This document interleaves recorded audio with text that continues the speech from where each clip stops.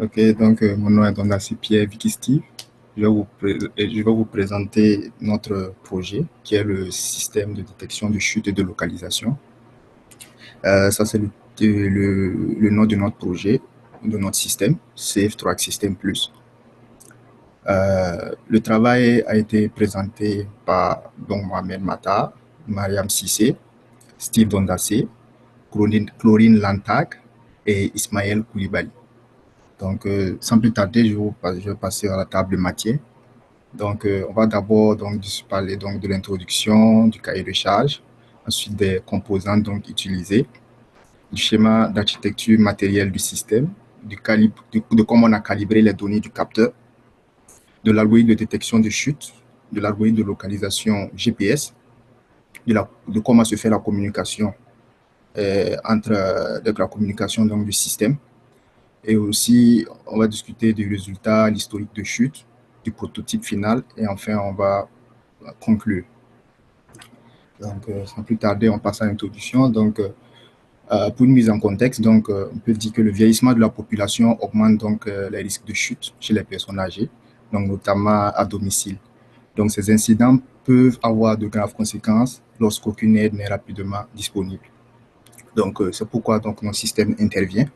Donc, l'objectif donc, de notre projet, c'est quoi? Donc, nous voulons concevoir un dispositif autonome capable de détecter une chute en temps réel, de localiser la personne grâce au GPS et d'envoyer automatiquement un message d'alerte contenant donc la position via un lien Google Maps pour localiser la personne sur une carte, et la carte Google Maps. Okay. On passe à la prochaine slide. Donc, le cahier de charge, on va vous présenter donc le cahier de charge. Donc, on va d'abord discuter des fonctionnalités attendues et aussi des critères de performance. Donc, on passe à la prochaine slide. Donc, pour les fonctionnalités attendues, donc, nous voulons donc permettre donc, la détection de chute. Donc, à l'aide, on va utiliser donc le capteur MPU 6050, dont réaliser aussi la localisation en temps réel grâce au GPS intégré. Bon, via donc notre microcontrôleur, l'envoi d'automatique de messages d'alerte en cas de chute, un bouton SOS qu'on pourra signaler manuellement, et aussi on voudrait donc que notre système donc, soit en termes économe en termes d'énergie. On passe à la prochaine slide. Donc pour les critères de performance, on veut donc une précision donc GPS donc inférieure ou égale à 10 mètres, pas trop, et une précision quand même grande. Un taux de détection de chute supérieur à 90%, supérieur ou égal à 90%, un délai d'alerte inférieur à 10 secondes. Donc, on ne veut pas trop tarder avant que le secours arrive pour porter secours au patient qui a subi la chute. On veut aussi une interface simple et intuitive, comme ce sont des personnes âgées, que ça soit simple pour eux. Donc, pour les composants, donc, passe donc à la slide en ce qui concerne les composantes utilisées. Donc, les composantes utilisées pour ce projet sont les suivantes. Donc, on utilise donc une pile Lion 18650. Ça, c'est pour l'alimentation donc autonome du système. Un support de pile qui va contenir donc la pile. Et grâce à cela, on pourra donc alimenter donc les autres composantes. Un buzzer pour l'alerte sonore en cas de chute détectée. Bouton poussoir envoi manuel d'une alerte SOS. Interrupteur pour allumer ou éteindre ou pour l'économie d'énergie. Un module GPS, bien sûr, pour la localisation de l'utilisateur en temps réel. Et puis, un détecteur de chute. Bon, on utilise donc un capteur, comme je viens de MPI 6050, détection d'accélération et mouvement suspect. Et puis aussi donc, des câbles pour la connexion électrique entre les composants. On va passer à la prochaine slide. Donc, ça, c'est le schéma d'architecture matérielle donc, du système qu'on a réalisé donc, sur un logiciel donc CAO. Donc on a connecté donc ça c'est notre type de microcontrôleur ESP32 SIM 7000G. Donc il a un GPS intégré, mais dans notre logiciel il n'était pas présent. Donc on a fait la même connexion externe qui devait se passer en interne pour ce microcontrôleur, vu qu'il a un GPS intégré. Donc ça c'est le GPS donc qu'on a connecté en suivant donc la fiche technique de comment il est connecté intérieurement sur ce microcontrôleur-là. Donc, il est connecté via les pins TX, RX, VCC et Ground. Ici, on a le capteur qui est connecté également via STA et CL, ce sont les pins. On a la batterie pour alimenter donc notre système qui est là en bas. Ensuite, on a le bouton poussoir et le buzzer qui sont connectés donc au microcontrôleur. Le microcontrôleur, le cerveau de notre système. On passe à la prochaine slide. Donc, pour le calibrage des données du capteur, donc comme je l'ai mentionné, on utilise donc le capteur MPU6050. C'est en fait, c'est le type de capteur que nous utilisons, ça c'est son nom comme ça. Donc, c'est un module qui contient un accéléromètre et un gyroscope. Et il mesure donc, il fait les mesures donc sur 3 axes. Donc, pour l'accéléromètre et le gyroscope. Donc, l'accéléromètre, lui, il sert à quoi? Il sert à mesurer la vitesse, il sert à mesurer et plutôt, le gyroscope sert à mesurer la vitesse de rotation, c'est-à-dire la position angulaire, afin donc de déterminer donc l'orientation donc d'un objet. Maintenant, l'accéléromètre, lui, sa fonction, c'est quoi? Lui va mesurer l'accélération, c'est-à-dire le débit de changement de la vitesse de l'objet dans le temps. Donc, dans notre algorithme de détection de chute, nous allons utiliser donc ces deux fonctions-là de notre capteur-là, afin donc de réaliser donc notre système. Passe à la prochaine slide. Donc, pour le calibrage des données du capteur, donc ça, on a suivi donc une certaine méthodologie. Donc, on a effectué des expériences et aussi des tests. Donc, on a d'abord commencé par la lecture des valeurs brutes mesurées de l'accéléromètre. Donc, d'abord, on a pu essayer de prendre les 6 échantillons, genre avec, grâce à une fonction qu'on a codée sur sur l'interface Arduino, en connectant juste le microcontrôleur au capteur pour essayer d'extraire ces données. Donc, on prend donc les valeurs brutes obtenues directement donc, du capteur grâce à la fonction void MPU. Ensuite, on calcule la moyenne pour chaque axe, c'est-à-dire axe des X, axe des Y, axe des Z.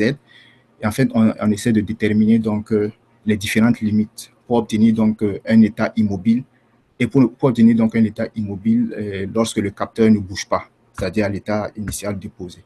Donc, c'est en fait ce que on a essayé de faire. Et ces offsets-là, on les a utilisés donc dans le code pour pouvoir donc valider, pour pouvoir donc ajouter cela à notre algorithme afin donc d'atteindre donc la fonctionnalité de détection de chute. Donc, cela a permis donc de convertir donc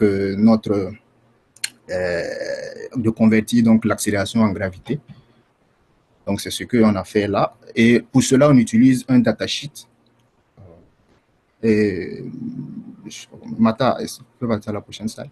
Pour cela, on utilise donc un tableau qui est dans le datasheet donc de notre capteur. Donc, ce tableau-là permet donc de nous spécifier les différentes précisions pour ce type de capteur-là. Donc, on voit ce tableau à droite ici. Donc, à 16 384 LSP par gravité et par G. Donc, il y a la gravité. Donc, on a une meilleure précision. Et c'est ce que nous avons pris pour la suite. On passe à la prochaine slide. Pour le calibrage des données et pour aussi le calibrage donc, des données donc, pour les mesures du gyroscope, on a utilisé la même méthode. Donc, on a lu les données donc, pour la rotation donc, du capteur, donc les données donc, des valeurs donc, du gyroscope. Ensuite, on a calculé la moyenne donc, et on a additionné donc, cette moyenne-là pour les différents axes à la variation donc, du gyroscope pour obtenir donc, l'état immobile. Lorsque il est en état il ne bouge pas, il était initial. Et on divise cela par donc, le facteur d'échelle qui est là pour obtenir donc, la précision que l'on veut, la sensibilité à 131 LSP par degré par seconde. Ici, ça correspond donc à la plus haute sensibilité pour notre type de capteur pour la rotation en termes de mouvement. Et c'est ce que nous avons choisi là. On passe à la prochaine slide. Donc, pour l'algorithme de détection de chute aussi, donc on a déterminé aussi l'accélération totale, peu importe la direction, en calculant donc la norme, donc pour les différents axes. Et ensuite, on a multiplié cela par 10 ici pour pouvoir manipuler facilement donc, les entiers, vu que ça nous donne des petits chiffres qui sont à des virgules. Donc, nous voulons donc manipuler facilement donc, des entiers. C'est pourquoi on a multiplié par 10. Et aussi, on a déterminé aussi l'orientation totale, peu importe la direction. en faisant donc la racine carrée donc des différentes donc, composantes selon les directions. Et qui est ici angle change. Et ici, on a l'amplitude. Pour l'amplitude, ici, c'est pour l'accélération. Et angle change, ici, c'est pour la rotation. La rotation donc, du mouvement. On passe à la prochaine slide. Donc, pour que une chute soit validée, donc ça, ce sont les conditions suivantes qui doivent être remplies pour notre cas.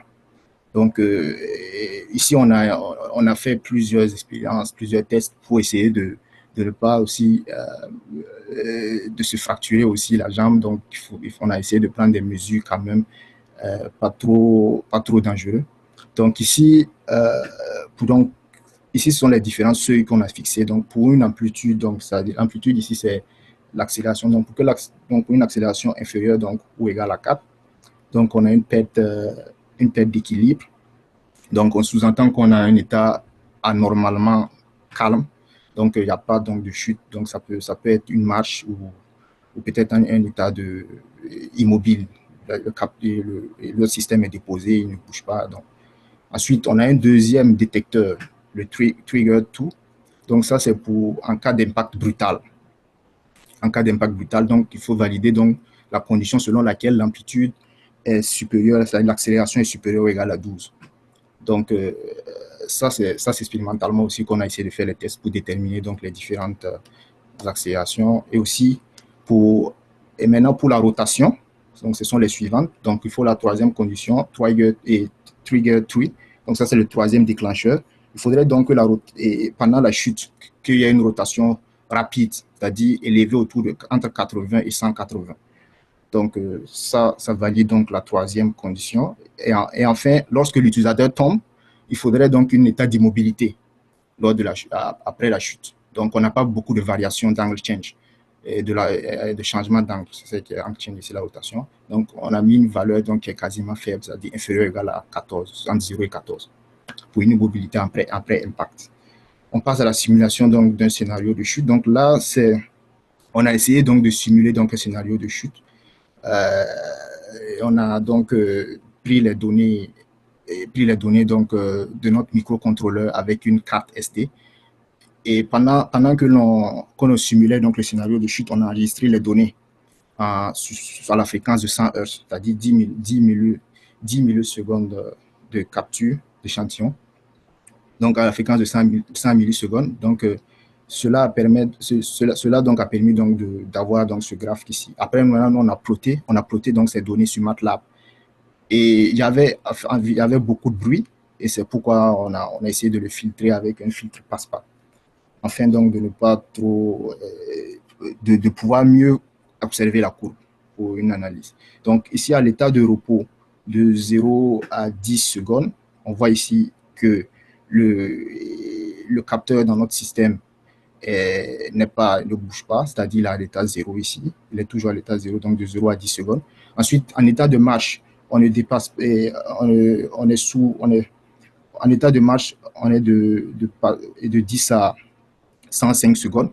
Donc, on voit que ce soit l'accélération ou bien la rotation, on n'a pas vraiment beaucoup de variations. Donc, le système ne bouge pas beaucoup, donc on n'a pas beaucoup de variations.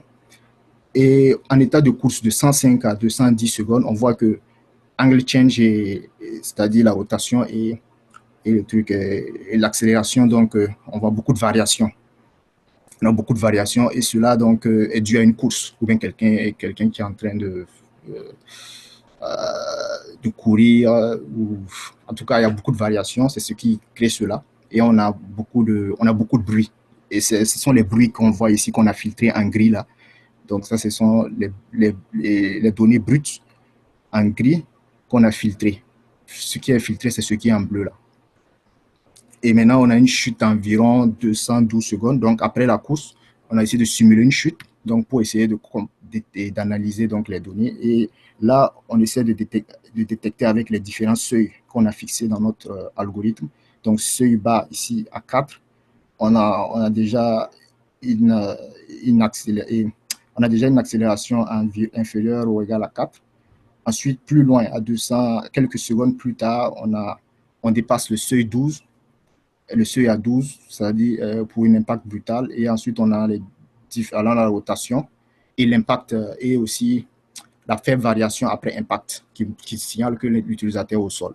Et on peut le voir ici dans Angle Change ici qui a 1. On passe à la prochaine slide. Donc, pour l'algorithme de localisation GPS, notre microcontrôleur, comme je l'ai mentionné au départ, il est connecté à un module GPS, comme vous le voyez à l'image en bas à droite ici. Il est connecté à un module GPS déjà. Donc, il a une bibliothèque Tiny GSM déjà intégrée pour ce microcontrôleur qui permet de lire les données du GPS. Donc, qui permet déjà de lire les données du GPS que le module GPS capte au niveau des signaux, au niveau des signaux des satellites. Donc, comment notre algorithme fonctionne. Donc, à partir donc, de code, du code qu'on a écrit donc, sur notre microcontrôleur, donc, nous permet donc d'extraire donc, ces données-là avec l'aide de la bibliothèque Tiny GSM qui permet déjà de lire les données. Donc, c'est comme ça que ça fonctionne. Donc, on a le module GPS qui s'active, qui va faire la demande, qui va donc demander donc, la localisation GPS. Ensuite, il va acquérir les données, donc latitude, longitude, ainsi que d'autres données comme année, tout ça. Et il va l'envoyer donc il va envoyer donc cette localisation-là donc, via donc, message. Et donc, ça, c'est ce que nous voyons ici. Et donc, la capture d'écran qui est là. Donc, request current GPS GNSS GLONASS location. Donc, on obtient la latitude ici, la longitude, et la vitesse, l'altitude, aussi les types de satellites utilisés et ce qui était visible, aussi l'année, le mois, l'heure, tout ça. Et donc, ça, c'est en cas de chute, ce que nous voyons ici sur notre moniteur série qu'on voulait donc vous présenter. Donc, ce qui se passe lorsque ça, en cas de chute, ce qui s'affiche dans notre moniteur série au niveau de l'interface Arduino. On passe à la prochaine slide. Donc, pour la communication du système, c'est le suivant. Donc, on a notre microcontrôleur donc, se connecte via Wi-Fi à un réseau Wi-Fi. Donc, pour la communication, on utilise le réseau Wi-Fi donc, pour la communication. Donc, ensuite, on accède. Ensuite, il envoie donc, en cas de chute, on envoie donc les données de localisation et les données de localisation et aussi le message par HTTP post à notre nom de domaine ici. Notre nom de domaine, c'est safetracksystemplus.com. C'est notre propre nom de domaine. Et dans ce domaine-là, on a 2 serveurs. Donc, ces 2 serveurs vont capter donc, les données envoyées par notre microcontrôleur en cas de chute, par HTTP post. Et ces deux serveurs-là vont donc contiennent donc 2 scripts PHP. On a un script PHP email notification.php, ça c'est pour l'envoi par email. Et aussi, on a un autre script qu'on a écrit nous-mêmes pour sauvegarder donc les données dans une base de données pour l'historique de chute. Donc, ces 2 serveurs-là sont là, PHP script, email notification et postfoldata.php. Donc, ces 2 serveurs-là vont permettre donc, de recevoir donc, la requête par HTTP post qui contient donc, les données de la localisation et du message. Ils vont traiter donc, ces données-là selon ce que l'on a écrit dans le script. Et ils vont envoyer donc l'email de notification en cas de chute contenant donc, les messages de localisation et aussi le message texte. Et aussi, il va envoyer aussi les données à notre base de données pour l'historique, pour qu'on puisse consulter donc l'historique de chute pour le patient. Ici, à Database, on affiche donc les données via viewfold.php. Passe à la prochaine slide. Donc là, c'est le résultat. Donc, en cas de chute, ça, c'est ce que nous recevons donc, au niveau donc, de notre système. Donc, on a les différents donc, alertes de chute ici lorsqu'on réalisait plus d'expériences. Donc, on a reçu tout ça ici. Et aussi, donc, lorsqu'on clique sur un message, sur un message, on obtient donc ces données-là. Donc, on a le message texte, for alert, GPS location, ensuite for detected. Ensuite, ça donne le temps dans lequel, et le temps au cours duquel il y a eu la chute. Et aussi, ça donne donc la localisation ici. Et lorsqu'on clique sur le lien Google Maps, qui est sous forme de localisation, on obtient donc le résultat tout à gauche ici. Passe à la prochaine slide. Donc, pour l'historique de chute, donc ça, c'est les différentes données que l'on reçoit au niveau de... Et après, donc, comme je dis, j'avais un autre serveur qui traite donc pour la réception donc, des données et il affiche ça sur, donc, sur le web. Donc, ça, ce sont les différentes donc, trucs, données qu'il reçoit et ce qu'on affiche donc, pour que l'utilisateur puisse consulter l'historique de chute en cas de chute du patient. Donc, on accède donc via identifier un mot de passe et aussi ça permet donc un suivi du patient. On voit ici event, fall, time, les temps de différents temps de chute et location link. On passe à la prochaine slide. Donc, ça, c'est le prototype final. Donc, lorsque nous avons assemblé tout notre système, donc nous l'avons donc mis dans un boîtier ici que nous avons fait l'impression 3D. Donc, on a fait notre design nous-mêmes avec un logiciel CAO. Et ça, ce sont les résultats donc, de notre prototype. Donc, après boîtier, avant boîtier. On passe à la prochaine slide. Donc, pour les difficultés rencontrées, on a eu des détections imprécises. Donc, souvent, donc, les faux positifs, des mouvements brusques qui peuvent être interprétés comme des chutes, ou aussi des faux négatifs, des chutes lentes fréquents.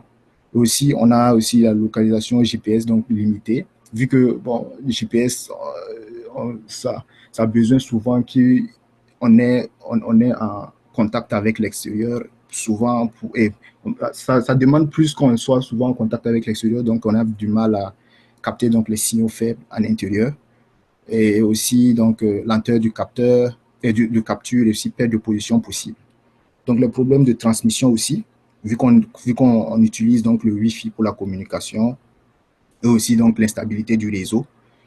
Et aussi lorsqu'on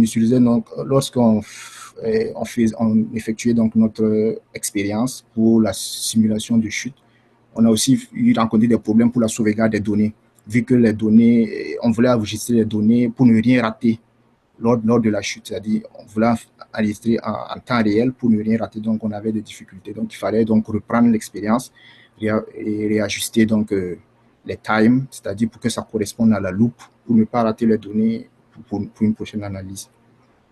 On passe à la prochaine slide.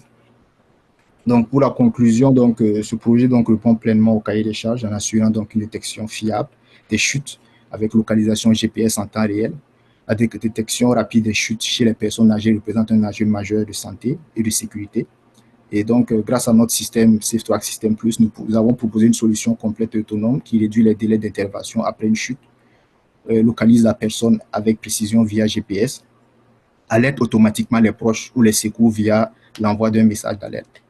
Donc, c'est tout pour ma conclusion. Donc, je voulais donc remercier donc, M. Alim Boutayeb et aussi M. Corinne Pawlowski-Michael. Merci à toute l'équipe du laboratoire. Aussi, merci donc aux membres du jury. Et on va, sans plus tarder, on va vous présenter rapidement donc, une vidéo. C'est juste 2 minutes. Une vidéo donc démonstration de notre système. Je vais repartager avec vous, s'il vous plaît. Dites-moi si vous allez voir ça pas là.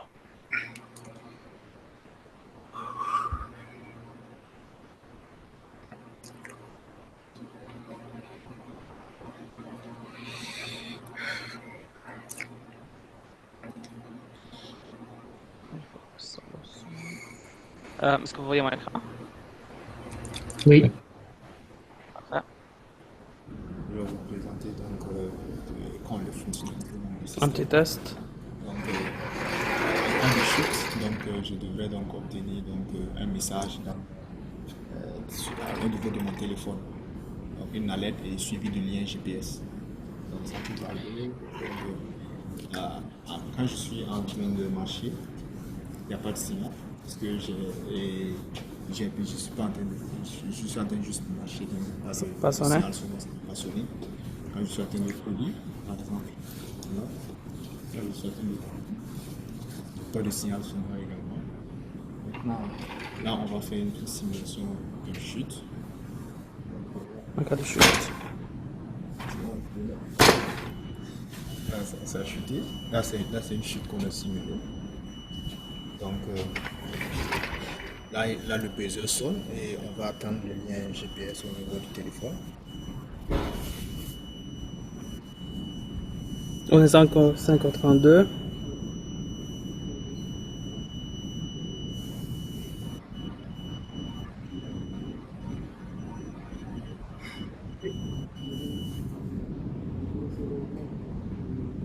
Dans quelques secondes. Quelques secondes.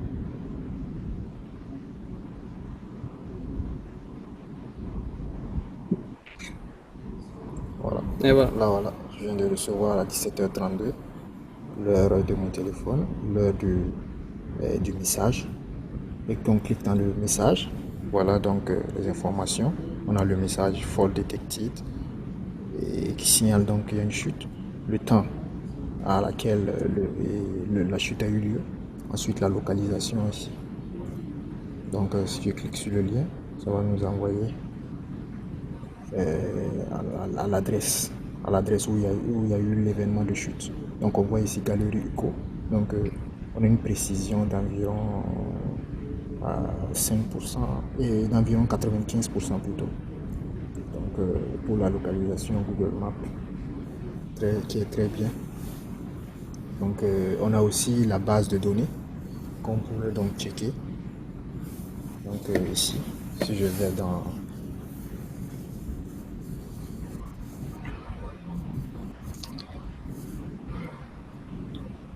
je viens sur mon lien et je tape ma base de données, la base de données pour le détecteur de chute. Là, on a les différents noms. Et voilà. Voilà, 17h32. 17h32.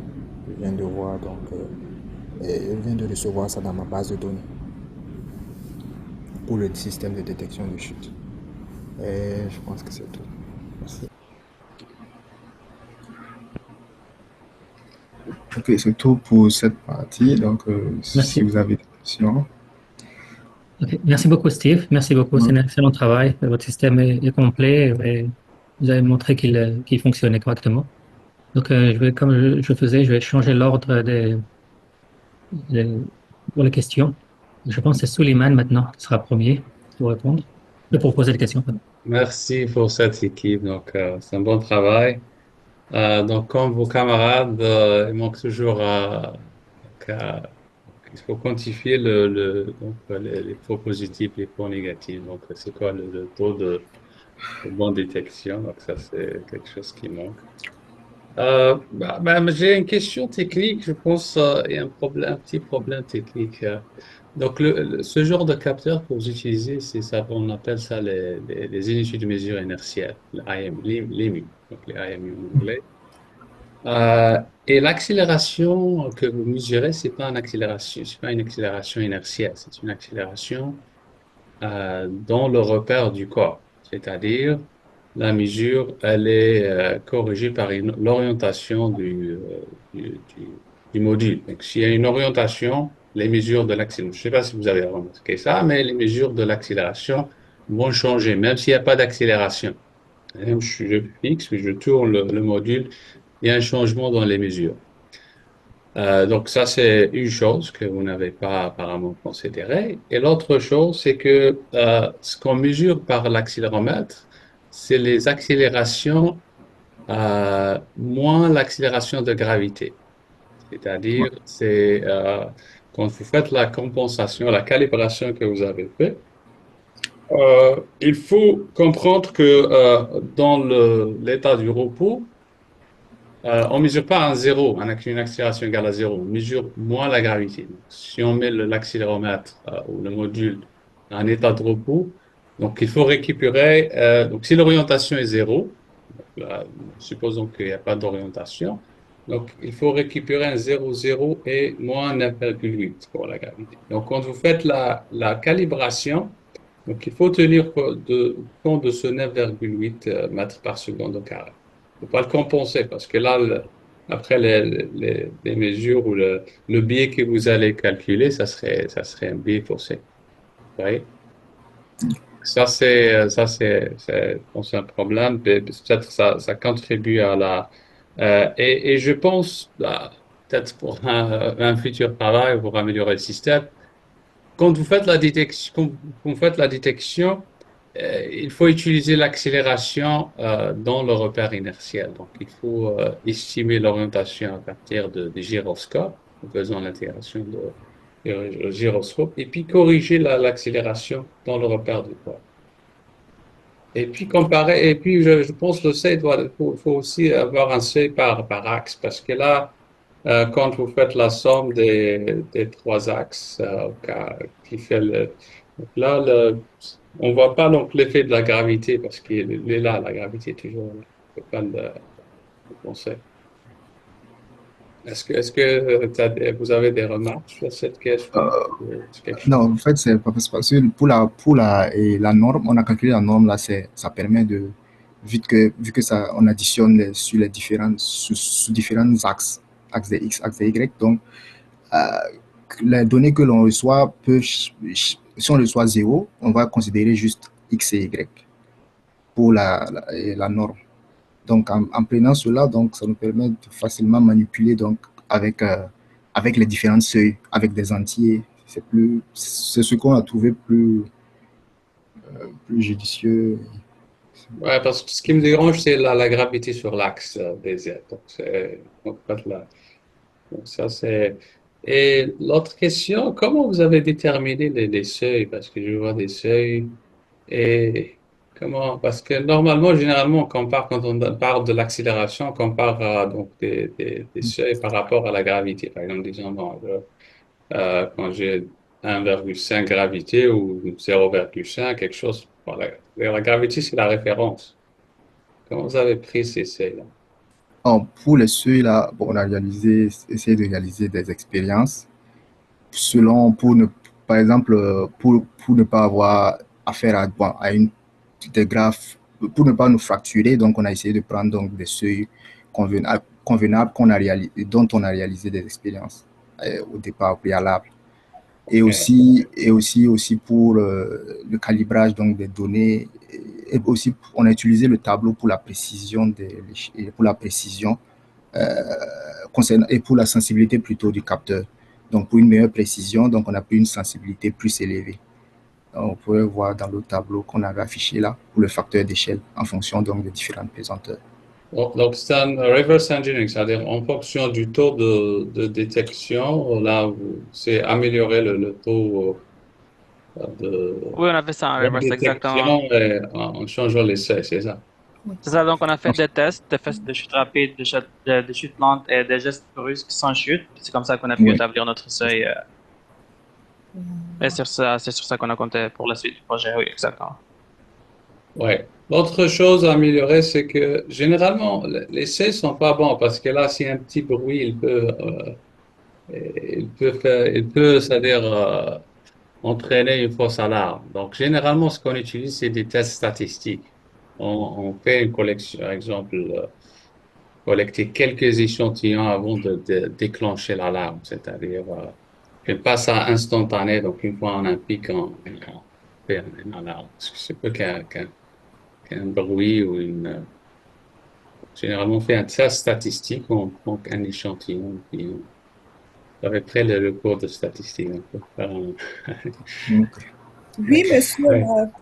Monsieur, pour ça, vous avez parfaitement raison, mais en utilisant les statistiques normales, vu la sensibilité de nos matériels, on ne pouvait pas vraiment utiliser ça parce qu'on avait peur que ça ne pouvait pas simuler une vraie chute. Et si c'est qu'il fallait que ça simule une vraie chute, il fallait que la statistique soit haute et ça risquait de briser le matériel. C'est pour ça qu'on a défini notre propre seuil. Très bien. Merci. Merci beaucoup, Suleiman. Donc, maintenant, je passe la parole à Marc. Est-ce que... merci, Eline. Merci, Steve, pour la présentation. J'ai été intrigué par l'ajout de la mesure de l'angle du patient au client. Est-ce que c'était vraiment un angle que vous avez mesuré ou est-ce que c'était un taux de changement d'angle? J'ai vu dans le scénario de simulation pour un tombe, pour une chute, qu'il y a des mesures à peu près 200 quelque chose. Qu'est-ce que ça veut dire? Est-ce qu'ils ont flippé sur la tête comme 180 degrés et plus pendant qu'ils tombaient? J'étais un peu mélangé avec cette information que vous avez présentée. et ce concept d'un angle. Je pense que c'est une bonne idée pour évaluer si quelqu'un a vraiment tombé, mais c'est quoi vos data? Peux-tu m'expliquer un peu plus? Pour les données, le changement d'angle, en fait, on a des valeurs vraiment très élevées. Comme on peut même avoir peut-être 500 degrés degrés par seconde. Ça, c'est comme Oui, dans oui, oui. Oui, beaucoup de rotation. Beaucoup de rotation, c'est ça. C'est en fonction voilà, du tout par degré genre je sais pas comment on dit, tout dans le temps, parce que par degré par seconde. Donc, c'est ça. C'est ça qui fait que parce qu'on a on a aussi des angles très élevés pour angle change. On a essayé donc de calibrer ça pour ne pas, pour que ce soit pas, par exemple, une personne qui chute et il roule pendant plusieurs. OK. Mais est-ce que c'était une mesure de l'angle verticale ou horizontale? Comme ça, c'est 0, ça, c'est 90? Non, non, c'est une mesure comme ça, genre en rotation. Juste la rotation. OK. Intéressant. Ouais. OK. Je pense que ça va être plus intéressant parce que normalement, on reste debout et le vertical, l'angle de vertical, c'est mieux. J'ai remarqué dans votre petite vidéo, vous avez commencé dans vos mains la machine et Oui. à la fin, c'était horizontal, le capteur. Oui. Okay. Donc, ça a changé de vertical à horizontal. Oui. Et est-ce que ça veut dire un shoot ou oui, ça veut dire une chute. En avant? Oui, ça veut dire une chute, puisque les variations se font de façon instantanée, c'est très rapide. Donc, peut-être si j'ai fait ça, ma main peut bouger. Ma main peut bouger comme ça. Donc, oui, okay. c'est ça aussi. Donc, si je fais ça, ma main peut bouger. Donc, c'est ça. Ça, c'est d'autres choses. Je ne pense pas que personne va le tenir dans leur bras, dans la main. Il va être attaché aux ceintures ou dans un casque ou quelque chose, mais ça, c'est autre chose.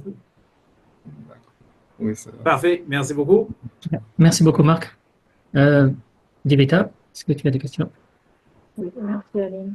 Merci beaucoup, c'était très intéressant. Moi, je reste sur une question de début un petit peu. Je n'ai pas tellement compris, vu du capteur, qu'est-ce qu'une chute? Est-ce que vous pourriez m'expliquer un petit peu plus? Qu'est-ce qui représenterait une chute au vu de votre capteur en termes de mesures et de données? Et qu'est-ce qui ne serait pas une chute? Bon, ce qui ne serait pas une chute, donc c'est en fonction des seuils qu'on a spécifiés. Puisque là, on a réalisé plusieurs expériences, on a choisi ces seuils-là. Donc, ce qui ne serait pas une chute, ce sont des chutes qui ne valideront pas ces conditions-là. Les conditions qu'on a fixées, comme le seuil, premier trigger, puisqu'on valide plusieurs triggers avant de valider la chute. Donc, on valide au moins 3 triggers. Donc, premier trigger, donc, si l'amplitude, c'est-à-dire l'amplitude, c'est l'accélération, la norme, est inférieure ou égale à 4, c'est-à-dire on a un état anormalement calme. Donc, on n'a pas beaucoup de variations du capteur. Donc, le capteur peut être en état de repos ou bien. Donc, ça ne peut pas être considéré comme une chute. Donc, il faudrait d'abord ça. Ensuite, le deuxième trigger plutôt, ça, en anglais, deuxième trigger plutôt, il faudrait donc que la norme donc, de cette accélération soit supérieure ou égale à 12. Donc, on a pris des valeurs encore plus élevées, donc synonyme d'un impact brutal avec le sol. Donc, on voit que de 4 à 12, on a une valeur très élevée qu'on a essayé de réaliser expérimentalement aussi. Et ensuite, lors de la chute, on a un changement d'angle donc entre 80 et 180 qu'on a essayé de spécifier. Donc, avec nos avec le test qu'on a essayé de simuler. On ne pouvait pas aussi se laisser tomber aussi quand on a essayé de faire le pour entre les deux. Et aussi, donc, il faudrait donc que la variation de l'angle soit comprise entre 80 et 180. Et enfin, il faudrait donc que lorsqu'on a un impact avec le sol, un impact avec le sol sous-entend qu'on n'a pas beaucoup de changements brusques, on n'a pas beaucoup de changements d'angle. Donc, l'utilisateur est immobile. Donc, à ce moment, on envoie un délai et on envoie donc un message d'alerte pour mentionner qu'il y a une chute. Donc, ça obéit à ces différentes conditions-là avant de valider la chute. Conjointement. Donc, conjointement. Vous vérifiez que ces conditions sont respectés de manière conjointe. Ça veut dire en même temps. Oui, ah oui, en fait, pour que le trigger trigger 1 et le trigger 2 soient validés, il faudrait donc que le trigger 1 d'abord soit validé. Trigger 1 pour la première donc, amplitude, donc ça de façon successive. Mais aussi, on essaie aussi d'éliminer chaque trigger pour éviter les faux positifs. Donc, dès que trigger 2 est validé, on met trigger 1 en état false, comme si c'est déjà fini, pour éviter les faux positifs, qu'il n'y ait pas de mélange. Merci. Ça c'est un petit peu moins mon sujet, mais bon, c'est très intéressant. Par contre, je n'ai pas compris pourquoi vous aviez des problèmes de transmission. Vous en avez parlé à la fin, en termes de difficultés, mais je n'ai pas compris pourquoi. Oui, parce que souvent, on avait des problèmes pour le réseau. Parce que le réseau, par exemple, avec l'école, vu que le réseau Wi-Fi a beaucoup de restrictions, c'était compliqué. C'était un peu souvent compliqué. Il y avait des pare-feux. Donc, il fallait donc revoir d'autres mesures, par exemple, avec nos données, ou bien utiliser, c'est ça. Donc, on ne pouvait pas l'utiliser vraiment à l'école avec les pare-feux et tout. Donc, on a essayé de prendre nos données pour pouvoir réaliser l'expérience ou bien d'utiliser comme un réseau Wi-Fi. Puis j'aimerais ajouter aussi que c'est des fois du matériel aussi, parce que si vous avez remarqué dans la vidéo, la fenêtre du laboratoire était ouverte. Avant ça, on a eu de la difficulté à avoir des résultats. Quand on l'a ouverte, là on recevait par exemple les courriels instantanément, ça prenait juste 10 secondes après la fin de la sonnerie. Avant ça, ça prenait vraiment 10 minutes. Donc c'est dû à matériel des fois aussi. C'est pour ça qu'on a dit qu'il y a des problèmes de transmission des fois.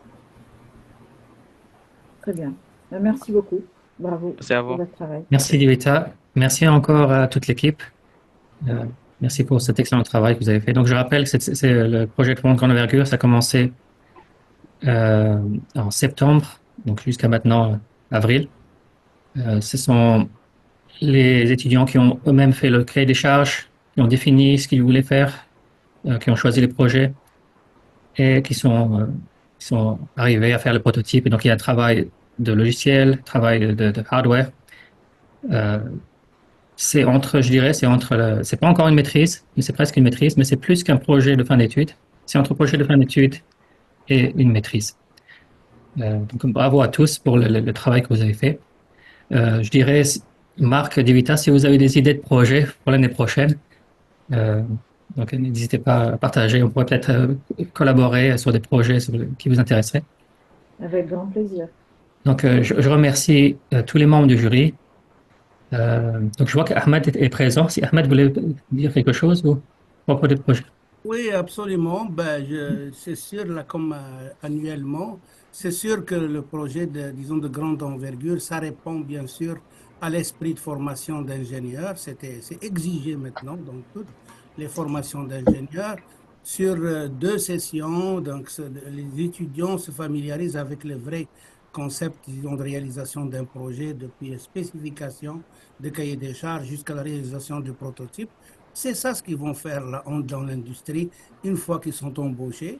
On va juste leur lancer des idées, puis c'est à eux de préciser les cahiers des charges, c'est à eux disons, d'identifier les moyens, de faire les vérifications, les simulations, réalisation de prototypes, ça revient à l'ingénieur. Donc c'est excellent. Moi, c'est vraiment, ça répond aux besoins de formation d'ingénieurs. Toutes les notions théoriques qu'ils ont vues là, c'est l'occasion de les appliquer ou aller chercher de l'information supplémentaire. C'est comme ça qu'il faut le voir. Mais c'est excellent, ça ouvre la voie bien sûr à de la curiosité, à de voir continuer au cycle supérieur, pourquoi pas. Donc voilà. Merci Ahmed. Michael, est-ce que tu voulais dire quelque chose pour conclure? C'était un plaisir de travailler avec vous, je m'adresse aux étudiants. Et merci beaucoup pour cette satisfaction que vous nous avez donnée aujourd'hui, et après qu'on va voir, n'est-ce pas, vos rapports finaux. Donc, bonne chance dans la vie et bon succès dans votre travail professionnel, parce qu'en réalité, ce projet de grande envergure, c'est le couronnement de vos études ici à l'université. Bonne chance dans votre vie. Bonne chance à tous et peut-être qu'on se reverra pour plus d'études, pour la maîtrise. Donc, merci à tout le monde du jury. Merci à tous. Merci à tout le monde. Merci beaucoup. Merci, Merci. au revoir. Merci Au beaucoup. Au revoir. revoir. Bien fait. Bye. Au revoir.